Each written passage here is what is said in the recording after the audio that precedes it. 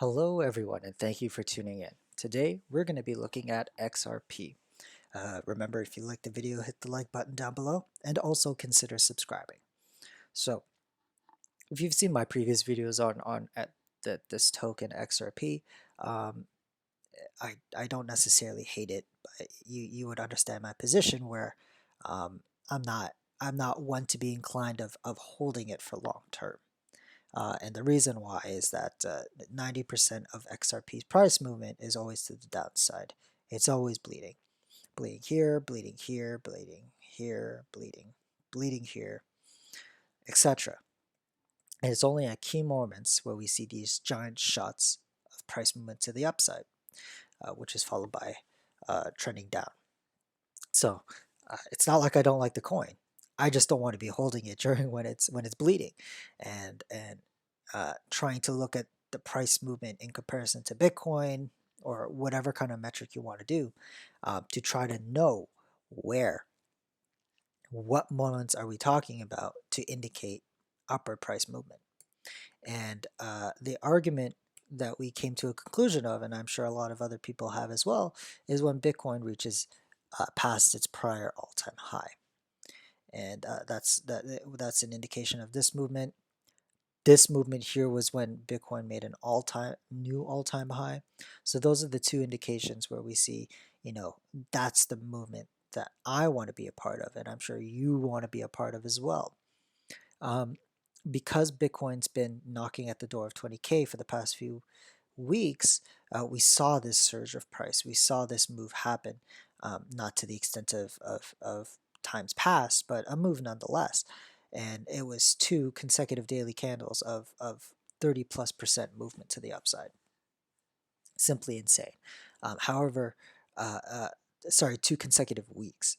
Now, after that, we've had 2 weeks of downward movement, of almost like a bleeding of sorts, of 2-3%.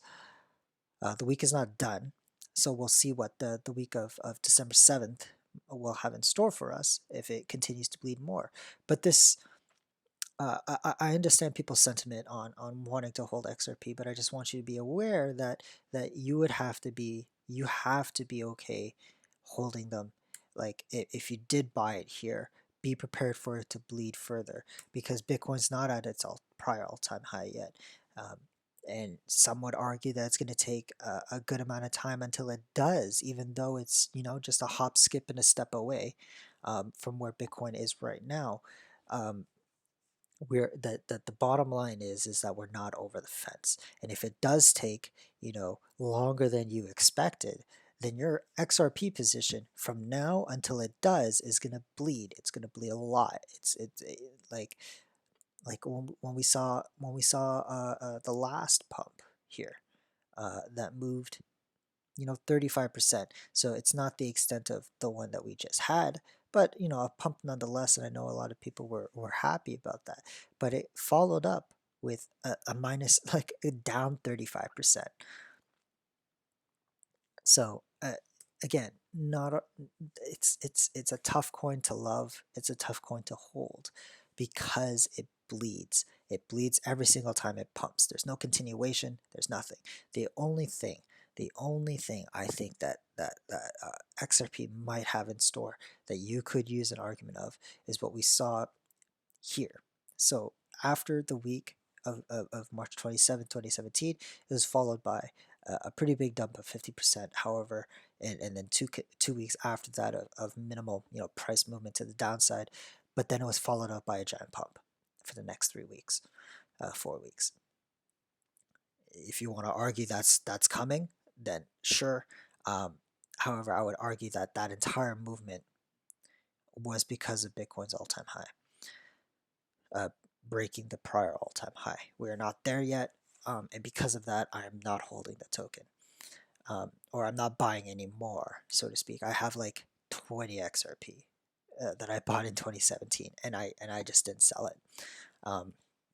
So I know some of you might have a much larger position than I do. I don't doubt it, and I'm sure you are waiting just as much as I am to see when and when this moves, that where we see token move and we see this kind of price action. 100% up is nice, but it's not what we're here for. And if my gut tells me otherwise, it's, you know, like we're gonna see some more bleeding action. Um, before we see that move, and it's because of Bitcoin's volatility. I mean, altcoins are still bleeding despite Bitcoin being so close to the prior all-time high. And in my last video, I was talking about how Bitcoin needs to start moving sideways for months, for 2.5 months, before we see altcoins even start moving. Yeah, so um, for people who are holding altcoins, and especially people for holding XRP, um, and you're waiting for the prior all-time high to be broken, then you might have to wait, you know, 2.5 months roughly. Um, and with that said, what can happen in 2.5 months with XRP? Well, if time has showed us, it bleeds. If so, if we look, so in our last video it was around 80 days, right? So if you want to measure from the first pump down to about 80, 84 days, okay, that will take us to Q1. So the week of February 8th. XRP will bleed until that time. Bitcoin reaches its prior all-time high, and you have to be okay with that. You really have to be okay with that, because there's no other situation here that I see when looking at the price of the price history of XRP, where that that the change of narrative of another catalyst move for the coin. It only moves when Bitcoin breaks past its all-time high and makes its support. Prior all-time high and makes its support. The alternative is when Bitcoin makes a new all-time high, and that's when we're at the peak at $20,000 3 years ago, and we're nowhere near a new all-time high, and we are not yet there of making the prior all-time support. So be prepared, you guys. It could be a bumpy road for you if you do hold a lot of the coin. Um, it's not financial advice, but like for me personally, I'm not investing it now, and not anytime soon. I would want to wait until Bitcoin does make the hop we all want it to do, to move past $20,000, come back down and make its support, and at that time, I will consider it. Odds are, I suspect potentially it's a high probability that XRP continues to bleed, and it could bleed back into this trading channel that I've drawn here. It could very well do that, or be at the line. If it's anywhere remotely close to it then I would buy. If the first two conditions are met, then I would consider opening up a small position on XRP. Now, don't be mistaken. I am not going to buy as much XRP as I do with Bitcoin or Ethereum,